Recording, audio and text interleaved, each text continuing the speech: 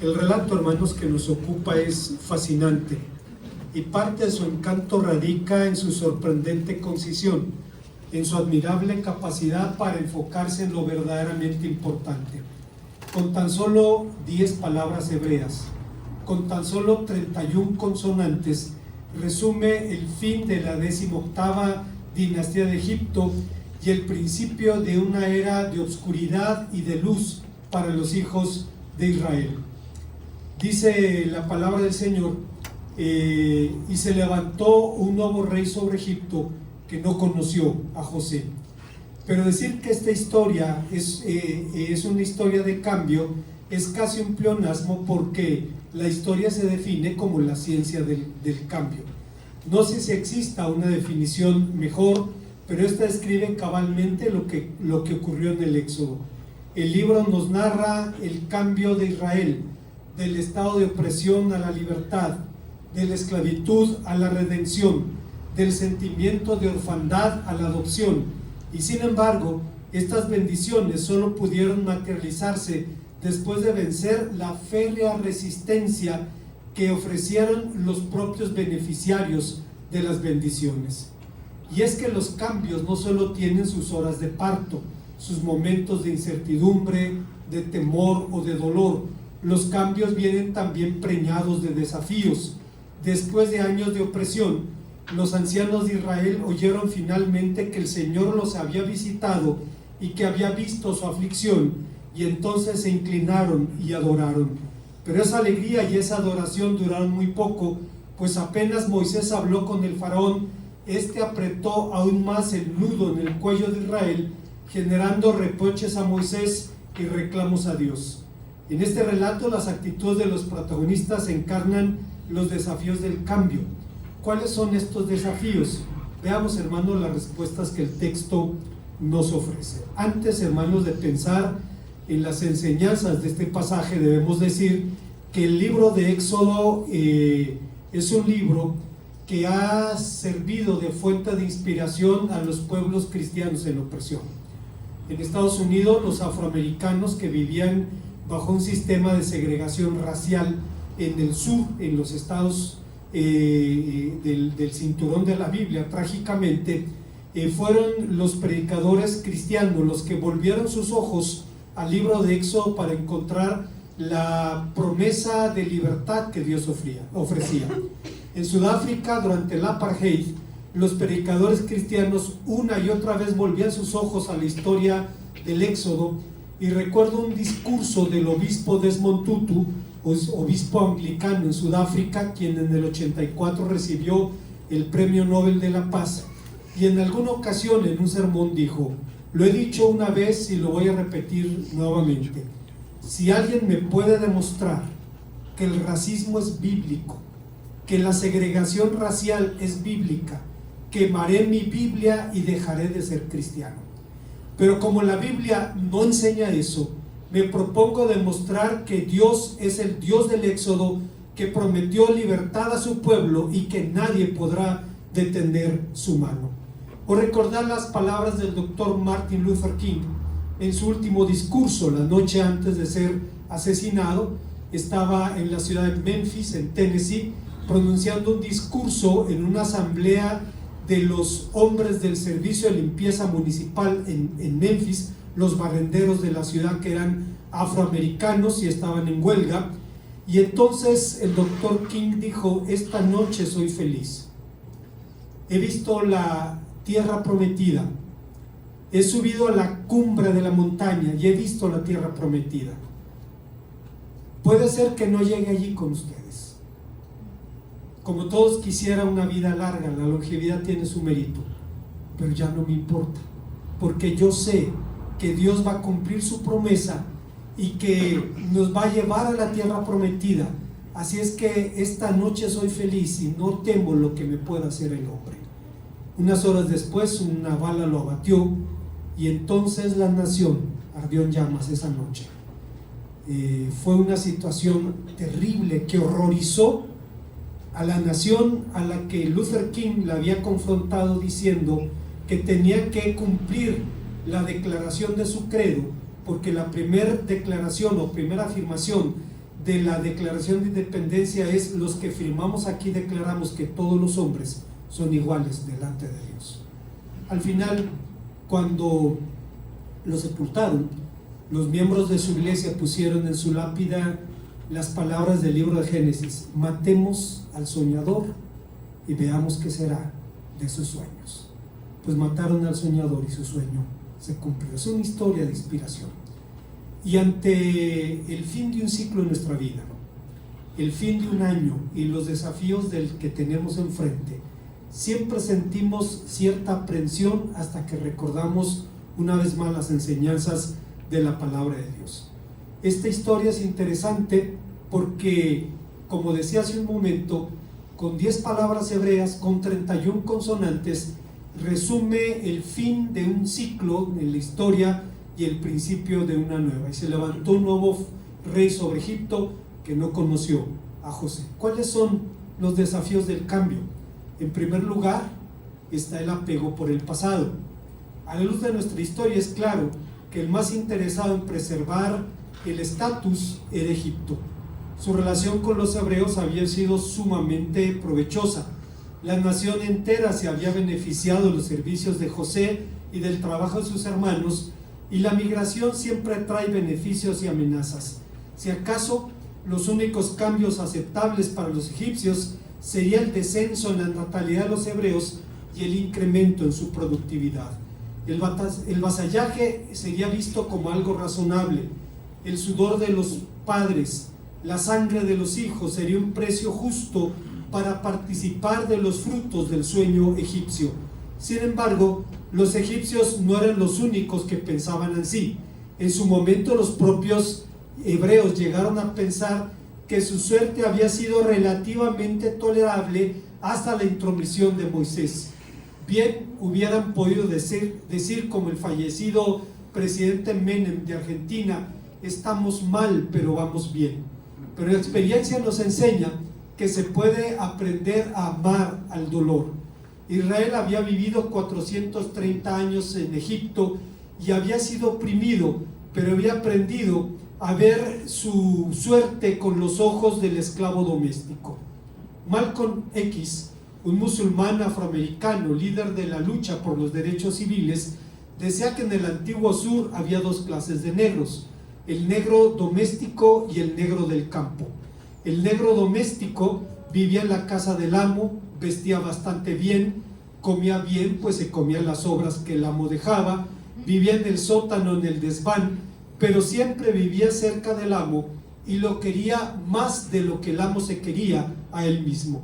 Si el amo decía: buena casa la nuestra, el esclavo doméstico decía: sí, amo, buena casa la nuestra.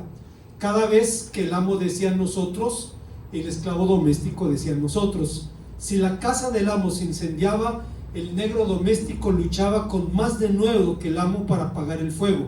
Si el amo se enfermaba, el esclavo le decía: ¿qué pasa, amo? ¿Estamos enfermos? Estamos enfermos. Se identificaba más con el amo de lo que el amo se identificaba con él mismo.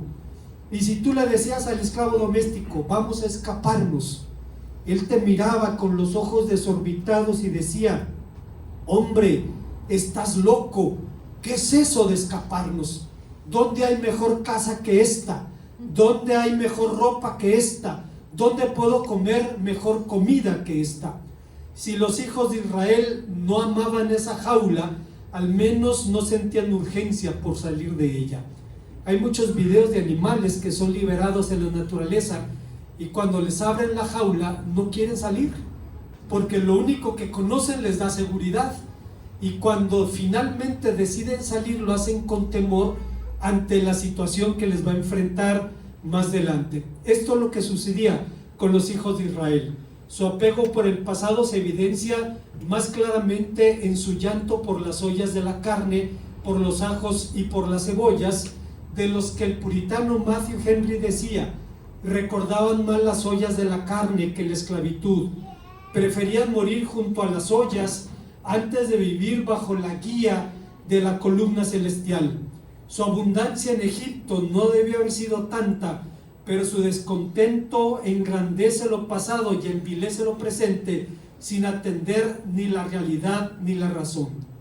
Sin embargo, no todas las cosas del pasado eran malas para los hijos de Israel. Las cosas que les daban identidad, las promesas de redención y los motivos de su esperanza venían del pasado. Cuando el Señor llamó al patriarca Abraham, le dijo: ten por cierto que tu descendencia morará en la tierra de Egipto y será esclavo allí y será oprimida 400 años, mas también a la nación a la que servirán juzgaré yo, y después de esto saldrán con grande riqueza. Génesis 15, 14 y 15. Debo aclarar algo importante respecto a las palabras de la expresión que se traduce ten por cierto. Significa literalmente conociendo, conocerás. Es decir, debes saber con toda certeza. El propósito de este énfasis era enseñar al pueblo que las crisis que enfrentaría en el futuro formaban parte del plan soberano de Dios. Pero el mismo Dios que les advirtió del dolor es el mismo Dios que les daría también la medicina, que les proveería también de su gracia. Moisés fue, y estaremos de acuerdo en esto, un líder extraordinario. Inauguró una era de señales y prodigios sin precedentes en la historia judía. La ley de Moisés cierra sus palabras con la siguiente declaración: y nunca más se levantó profeta en Israel como Moisés, a quien haya conocido al Señor cara a cara. Nadie como él, con las señales y prodigios que el Señor le mandó hacer en la tierra de Egipto, ante el faraón y sus siervos, y ante toda la tierra, el gran poder y los hechos grandiosos y terribles que Moisés hizo a la vista de todo Israel.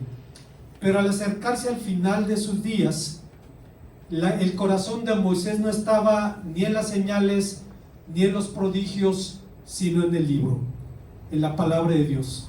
Ella sería el punto de referencia y de control, la carta magna de la nación hebrea, la fuente de la que emanarían sus normas y sus límites.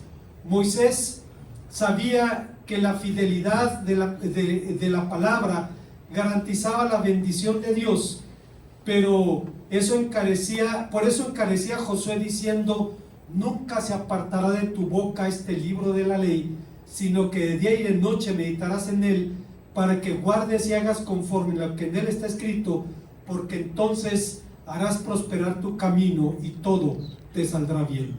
Estas palabras me recuerdan la insistencia de los profesores del seminario respecto al valor de los años formativos. En los años del seminario decían: no solo son formativos en sentido académico, sino sobre todo en aspectos espirituales. Cuando ustedes asuman el ministerio, descubrirán que su tiempo devocional se limitará. Leer la Biblia y orar se convertirá en una hazaña en medio de tantos trabajos y afanes, y tenía razón. Saben, hermanos, esto es una tragedia, pero es cierto. A veces los predicadores podemos usar a Dios para escapar de Dios. Es decir, tengo que visitar, tengo que enseñar, tengo que preparar el sermón, en vez de dedicar tiempo para el estudio de la Biblia, para la oración personal. Debo confesarles, hermanos, que cada mañana que leo mi Biblia, y particularmente en el Antiguo Testamento, y encuentro algún modismo, alguna expresión, de inmediato sale la inquietud: ¿qué palabra utilizó aquí el autor sagrado? ¿Qué significa este modismo? Y tengo que recordarme: no estás preparando un sermón, estás leyendo la Biblia, estás nutriéndote de la palabra de Dios. Decía el doctor Martin Luther King: los años me han enseñado que para un cristiano no hay mejor desayuno que un pedazo de Biblia cruda. Y esto se convirtió incluso en un discipulado. Hay un discipulado que enseña: no Biblia, no desayuno. Y usted se malpasa un día o dos, al tercer día lee su Biblia y después se va a desayunar. Demanda disciplina, pero a final de cuentas es la fuente de nuestra nutrición. Bueno, tenían razón, y por lo mismo resulta sorprendente que Martín Lutero orara horas al día, y no resulta sorprendente, y en tiempos de crisis orara 4. La oración era su oasis en medio del desierto, y no fue el único. con su conocida agudeza, Matthew Henry diría de la vida devocional de Josué: si alguna vez hubo un hombre de negocios que pudiera excusarse de meditar y de otros actos devocionales a causa de sus muchos quehaceres, ese hombre pudo ser Josué. La tarea que le encomendaba era grande, como para tenerle ocupado, aunque hubiera tenido 10 almas, y con todo habría encontrado tiempo para meditar en la ley de día y de noche. Moisés le dijo: se acercan mis días, y hay un punto de referencia que es la clave, y es el libro de la ley, es la palabra de Dios. Hay una segunda enseñanza en este pasaje. Estamos hablando de los desafíos del cambio. El segundo desafío es la frustración por el presente. Las promesas del pasado podían ser alentadoras, pero las realidades del presente no lo eran para el pueblo, y a pesar de su grandeza espiritual, tampoco lo eran para Moisés. Es verdad que Moisés fue un hombre excepcional. Los sabios de Israel dicen que una sola de sus palabras hubiera bastado para incendiar al mundo. Más aún, Dios no solo lo establecería como pastor, legislador y profeta, sino con la medida con la que se mediría y se identificaría el propio Mesías. El Señor levantará en medio de ti a un profeta como yo, a quien obedeceréis, dice Deuteronomio 18:15. Sin embargo, Moisés también era hijo de Adán, un mortal vulnerable a los conflictos, y fue justamente en este escenario con el que inició su carrera. A estas alturas Moisés tenía 80 años cuando era un principiante en el ministerio. A pesar de su renuencia inicial, obedeció a la voz de Dios, pero la obediencia no vino acompañada con el éxito esperado. Pero vale la pena recordar que en la vida cristiana el éxito radica en la obediencia, no en la prosperidad material. La vida de Moisés empezó a complicarse justamente con la obediencia, justamente a partir de ese día. Así, al esperar junto a Aarón el regreso de sus hermanos que acudieron a negociar con el faraón, fueron recibidos con ásperos reproches: mire el Señor entre nosotros y ustedes y juzgue, pues han hecho abominable nuestro aroma delante del faraón. A lo largo de su compleja historia, los judíos han sido acusados falsamente de infinidad de males: de avaricia, de racismo, de clasismo, de conspiración mundial, etc. Los egipcios ahora los acusaban de ser traidores potenciales y de reproducirse demasiado bien, y los acusaban además de pereza, algo que de ninguna manera se les puede acusar. Hace unas semanas estábamos viendo uno de los álbums de fotos de la iglesia de las décadas pasadas, y decía Fabi, decía: hay muchas fotos de presentaciones de niños en los años 90. Le dijimos: es que en ese tiempo nos reproducíamos muy bien, y ahora ya las cosas son diferentes, ¿no? Pero en aquel tiempo era así. Y bueno, eso pasaba con los hebreos, se les acusaba de reproducirse demasiado bien. Pero regresando con Moisés, solemos creer que la obediencia nos protegerá con un seguro de cobertura total contra el sufrimiento, pero cuando descubrimos que no es así, podemos experimentar crisis que pueden ir desde la desilusión y la frustración, o hasta incluso la desesperanza. Los líderes del pueblo, dice Éxodo 5:19, vieron que estaban en mal. Ya veían relumbrar la espada en la mano del faraón, pero no estaban en mal por el asunto de los ladrillos o por la espada, sino por la desesperanza. Y es que la desesperanza mina los cimientos mismos de la vida cristiana. Nos toca en lo más hondo del corazón, decía Tomás Aquino, en el núcleo interior donde nacen nuestros deseos y nuestras acciones. Nos paraliza, nos impide mejorar, nos aparta de la misericordia y ahoga la posibilidad de la conversión. Constituye un ataque deliberado contra el primer mandamiento, pues intenta echar a Dios del lugar que le pertenece para entregárselo a cualquier persona o cosa, o a la ausencia de cualquier persona o cosa. Pero la desesperanza puede ser también una amenaza mustia. Puede ser como esas enfermedades que solo se descubren cuando se agravan, razón por la cual Jürgen Moltmann, un pensador alemán que murió hace poco tiempo, decía: el desesperar de la esperanza no necesita presentar un semblante desesperanzado, puede ser también la simple y silenciosa ausencia de sentido, de perspectiva, de futuro y de objetivos. Fíjense lo que dice Moltmann. He hablado muchas veces de él. Fue un jovencito de las Hitlerjugend, juventudes hitlerianas, que fue arrojado a Holanda en el final de la guerra. Era un adolescente. Cuando vio al primer soldado alemán, soltó su Mauser y levantó las manos y se acabó la guerra para él. Fue un campo de prisioneros y ahí se convirtió. Y salió de allí para ser el profeta de la esperanza. Murió de casi 100 años, recientemente. Y Jürgen Moltmann decía: fíjese usted, el desesperar de la esperanza no necesita presentar un semblante desesperanzado. Puede ser la simple y silenciosa ausencia de sentido, de perspectiva, de futuro y de objetivos. Puede ser una persona que sonríe y saluda a los demás, pero en su corazón tiene ausencia de sentido, de perspectiva, de futuros y de objetivos, y puede ser presa de la desesperanza.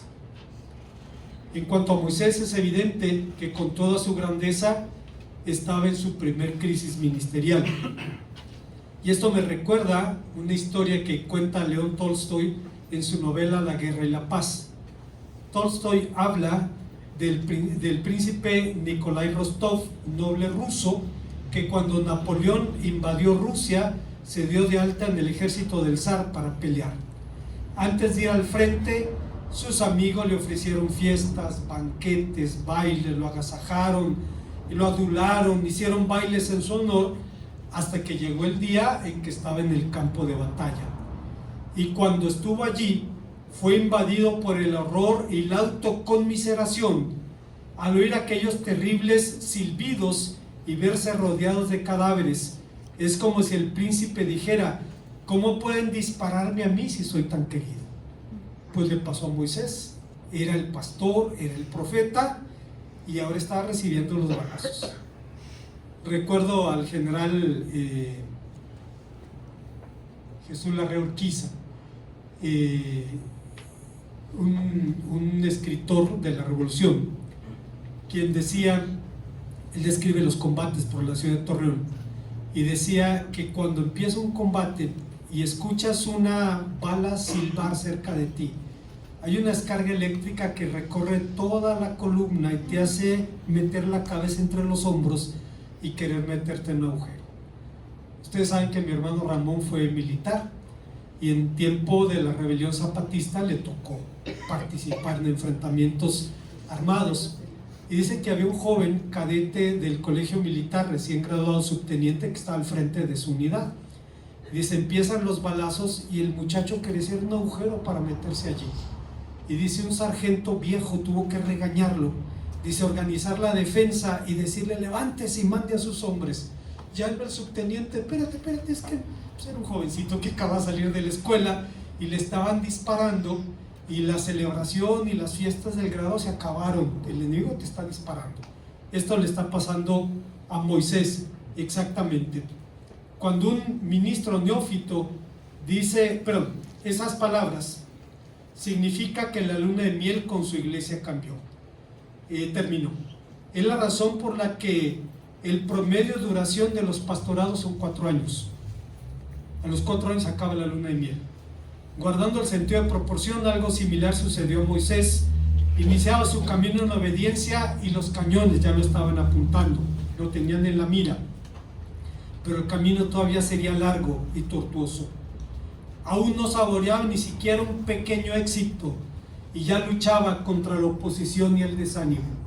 Spurgeon diría que curiosamente las ocasiones en las que solemos estar expuestos a sufrir abatimientos son las horas de los grandes éxitos, Pero el Señor rara vez expone a sus guerreros a los peligros de la soberbia por causa de una victoria.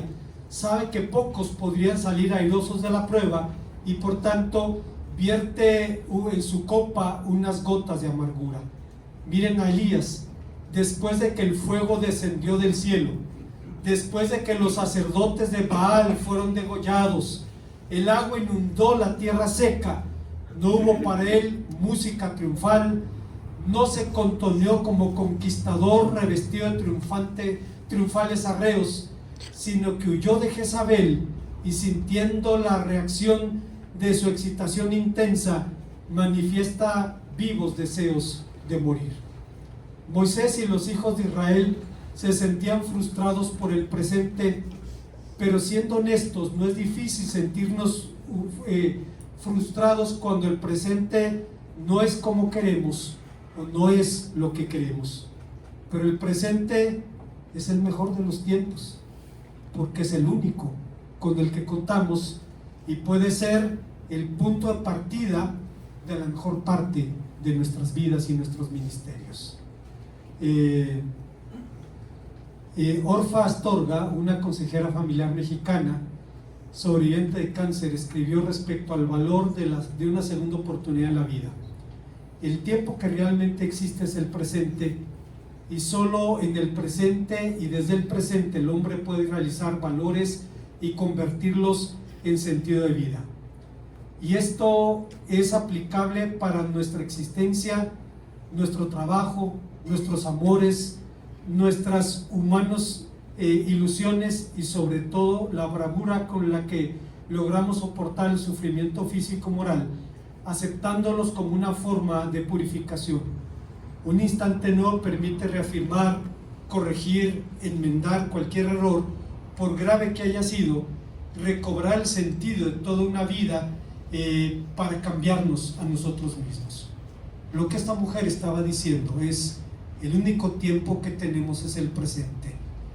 Y si hay experiencias difíciles, si demanda la inversión de energía, entonces debemos transformarlas en algo positivo.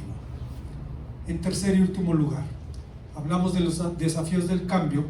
El tercer desafío es la incertidumbre por el futuro. Al iniciar el capítulo 6 del libro de Éxodo, se hizo evidente que las gestiones humanas fracasaron, que la diplomacia había topado con obstáculos más duros que la roca. Era tiempo en que todos supieran quién era Dios.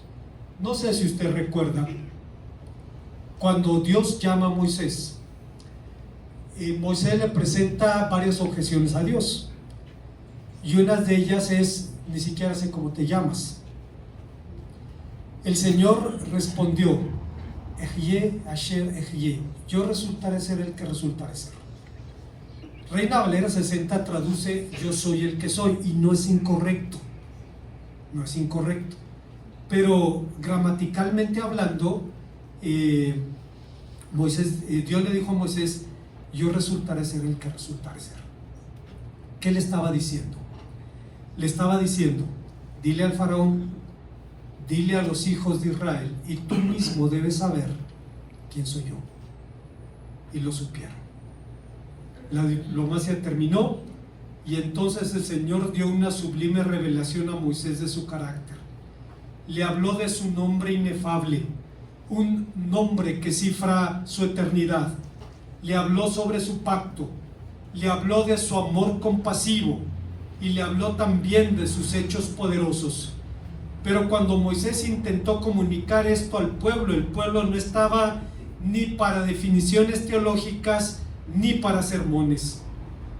No sería la última vez que el Señor habló así a sus siervos en la angustia, o hablaría así a sus siervos en la angustia. El Señor no respondió a Job sus preguntas. En su lugar le dijo quién era él. Entre más pronto aprendamos esto, será mejor para nosotros. Dios nunca se va a esforzar en explicarnos por qué hace las cosas que hace en nuestra vida. Nos va a llamar para que nos pongamos de su lado, para que veamos las cosas desde su perspectiva. Pero si en su momento esta perspectiva fue suficiente para Job, para Israel no. Si para Job oír la palabra de Dios fue como ver a Dios mismo, usted recordará en Job 42:5, el patriarca dice: de oídas te había oído, mas ahora que mis ojos te ven. No lo vio, vio sus hechos poderosos. Para él oír a Dios era como verlo, pero para Israel no. De modo que la certidumbre de Moisés frente al futuro empezaba con la dureza de su propio pueblo. El pueblo ignoró las palabras del profeta a causa de su amargura de espíritu o su impaciencia. Ante esta respuesta, el Señor dio a Moisés una indicación sorprendente. Vuelve al faraón y dile que tiene que dejar salir a los hijos de Israel. Y entonces Moisés se escandalizó. Si los hijos de Israel no me escuchan, ¿cómo me va a escuchar el faraón? A esas alturas, Moisés pensaba seguramente que el faraón sería su mayor obstáculo para la redención del pueblo, pero los mayores desafíos que tendría que enfrentar vendrían de su pueblo y no de Egipto, de su pueblo, de su propia casa, de su familia. Se levantaron rebeldes, murmuradores, idólatras, traidores, pero como ha ocurrido con los creyentes de todos los tiempos, la incertidumbre de Moisés radicaba en buena medida en el misterioso proceder de Dios o en el no proceder de Dios. Desde que yo vine al faraón y hablé en tu nombre, dice Moisés, él ha afligido a tu pueblo y tú no has hecho nada. Estas palabras son duras. Han suscitado debate entre los intérpretes de la Biblia.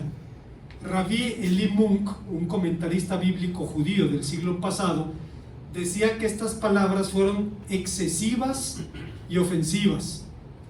Defendiendo a Moisés, Agustín de Hipona diría que más de contumacia o indignación eran palabras de petición y de oración.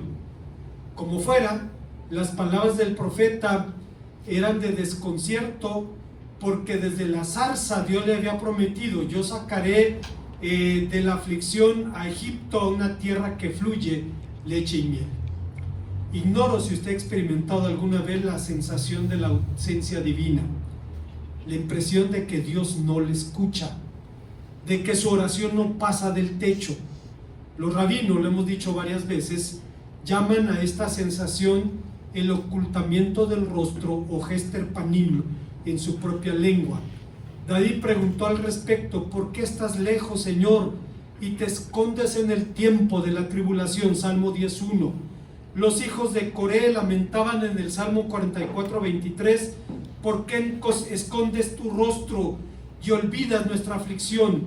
Mientras que el profeta Isaías decía sin rodeos: verdaderamente tú eres un Dios que te encubres.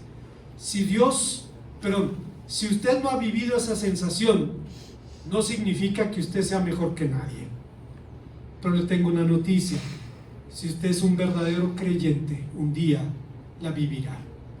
En los últimos años se ha extendido en América Latina la influencia de un grupo brasileño que, gracias a Dios, está en declive con su discurso "pare de sufrir". En Brasil perdieron el 20% de sus adherentes en 10 años, van en declive, gracias a Dios. Pare de sufrir es un chiste, es un fraude muy lucrativo, por cierto. Es un fraude porque el Señor dijo: en el mundo tendréis aflicción, pero confiad, yo he vencido al mundo. Por su parte, Martin Lloyd-Jones, predicador británico del siglo pasado, decía: no hay nada más desalentador en la vida cristiana que encontrarme con aquellos que dan la impresión de vivir siempre en la cumbre de la montaña. No encontramos eso en la Biblia. Las doctrinas perfeccionistas nunca son ciertas. No se dan en la vida de quienes los enseñan, pues ellos también son criaturas como nosotros. Pero volviendo a nuestro asunto, es claro que mirando a los hombres, Moisés tendría razones para desconfiar del futuro, pero dirigiendo su mirada al Señor, nunca, porque como en la música, los sonidos y los silencios de Dios tienen valor. El silencio de Dios, su aparente inactividad, era el preámbulo de sus hechos poderosos, de las plagas, de la muerte de los primogénitos, de la apertura del Mar Rojo, de la aniquilación de la caballería del faraón, de la lluvia del maná. Todos estos hechos enseñarían a Israel, a Egipto y al mundo entero quién es Dios. Ahora resulta claro por qué ante la pregunta ¿cuál es tu nombre?, el Señor le respondió: yo resultaré ser el que resultaré ser. En otras palabras, dile que me van a conocer. En suma, uno de los mayores desafíos del cambio radica en el hecho de que Dios hace las cosas a su manera, nulificando nuestras experiencias, mudando nuestras expectativas, para revelarse como un Dios de íntima cercanía. Ante semejante realidad solo nos resta enfrentar los cambios amparados en las palabras del Señor Jesús: lo que yo hago, tú no lo entiendes ahora, pero lo entenderás después. Hermanos, qué bendición descansar en estas palabras. Cuando usted y yo no entendemos el presente, recuerda que el Señor Jesús dice: lo que yo hago, tú no lo entiendes ahora, pero lo entenderás después. En los últimos años, hermanos, he pensado mucho en una teoría de la historia llamada Seculum. El hermano Bruce Kyle, que ahora está con el Señor, me hablaba de esta teoría y decía que estaba bien cimentada por académicos que la sostenían. En pocas palabras, esta teoría dice que la historia sigue ciclos semejantes a las estaciones del año, ciclos que tienen un promedio de 25 años. El primer ciclo es de primavera, cuando el mundo despierta un nuevo día, un nuevo amanecer, una nueva esperanza. El segundo ciclo es de verano, cuando se alcanza la plenitud de la estabilidad social, económica, cultural, etc. El siguiente ciclo es el otoño, cuando se empieza a marchitar todo, y el último ciclo es de invierno, que siempre viene con caos. El ciclo de invierno termina siempre en guerra y nunca se sabe quién va a ganar esa guerra. Según esta teoría, ahora estaríamos en un ciclo de invierno. Debo ser honesto y decir que esta teoría me resultó chocante cuando escuché al hermano Bruce hablar de ella, porque los monoteístas tenemos una visión lineal de la historia. La historia empieza en la creación, tiene su centro, ¿a quién va a decir? Para los cristianos la encarnación de Cristo, para los judíos la revelación de la ley, para los musulmanes el llamado de Mohammed. Pero la historia termina en el día del Señor. Tenemos una visión lineal de la historia. Sin embargo, la verdad, hermanos, es que todos estamos de acuerdo en que la historia tiene un fin en el día del Señor. Aunque la realidad de este tiempo parece validar esa teoría de los ciclos, hay una convicción que sostiene a los santos de todos los tiempos, y es saber que independientemente de que lo que ocurra en el futuro, está en las manos de Dios. El mensaje de Apocalipsis, el último libro de la Biblia, es justamente ese, y es la razón por la que sobre todas las cosas Apocalipsis es una carta pastoral. Es una carta de aliento, una carta de consuelo. Como conclusión, aunque los cambios son desafiantes, son intimidantes, son la única constante en nuestra vida. Pero a diferencia de los protagonistas de nuestro relato, debemos enfrentarlos a la luz de la voluntad de Dios. Israel temía el cambio por su apego al pasado, pero la Biblia nos enseña que de todas maneras tenemos que aprender a dejar atrás el pasado, sus dolores, sus fracasos, incluso sus logros y sus victorias. La vida ha sido descrita como un tren en el que unos viajan mirando hacia adelante y otros viajan mirando hacia atrás, pero Pablo lo tenía bien claro. El apóstol decía en su carta a los Filipenses: olvidando ciertamente lo que queda atrás y extendiéndome a lo que está delante, prosigo a la meta, al premio del supremo llamamiento de Dios en Cristo Jesús. Pero algo que no podemos olvidar es que las promesas del pasado siguen vigentes y que de ellas emana nuestra identidad, nuestra vocación, nuestro sentido y nuestro destino. Israel y Moisés experimentaban conflicto con el presente, pero debemos aprender que el presente es el tiempo aceptable, como la Biblia lo llama. Es el mejor de los tiempos porque el pasado ya se fue y el futuro todavía no llega. El presente es lo único que contamos. Y finalmente, tanto Israel como Egipto sentían incertidumbre por el futuro, pero a diferencia de ellos, nosotros tenemos a la Biblia, tenemos a Cristo, y si algo nos enseña Cristo, es precisamente que nuestro presente y nuestro futuro están en las manos del Dios Todopoderoso. Todo creyente consciente de la necesidad de crecer a la semejanza de Jesucristo puede preguntarse: ¿qué cambios debo realizar en mis hábitos, en mi forma de usar el tiempo, en mi forma de usar el dinero? ¿Qué cambios debo hacer en mis relaciones? ¿Qué me dice Dios respecto a mi comportamiento cristiano y ministerio? Debemos preguntarnos, incluso como pueblo de Dios, qué cosas Dios nos está llamando a cambiar. Nuestra propia conciencia puede indicarnos infinidad de cambios, grandes o pequeños, manejables o intimidantes, que podemos realizar en nuestras vidas, pero enfocarnos en esto sería más en los efectos que en las causas. Sería arriesgarnos a errar el blanco. El cambio más importante que Dios quiere realizar es cambiarnos a nosotros mismos.